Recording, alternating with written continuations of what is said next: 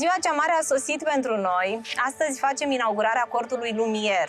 După o așteptare de câteva luni bune în care s-a muncit intens la acest proiect, astăzi avem ocazia să dăm drumul. Facem primul eveniment la Diplomatic Mamaia. Este un eveniment deosebit. Vom avea o nuntă de aproximativ 280 de invitați. O să vedeți în video de prezentare al acestui cort toate elementele pe care noi le-am adunat și le-am îmbinat pentru a crea un spațiu cât mai deosebit, începând de la zona de candy bar, zona de cheese and salami bar, fruit bar. O să avem de asemenea un bar mobil, avem o zonă de șișa, avem o zonă de înghețată, multe alte elemente și zone unde se pot face fotografii pentru postări, bineînțeles.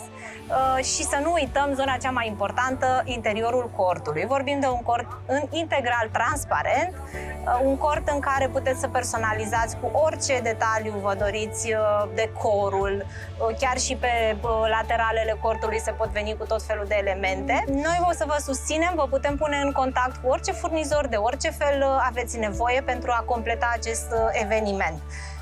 Astăzi vom începe undeva probabil în jurul orei 7, este o seară plăcută, vremea ne ajută, dar având în vedere că suntem în interior, chiar dacă avem posibilitatea să vedem tot pe lângă noi, vedem marea, vedem plaja, putem să vedem chiar și cerul.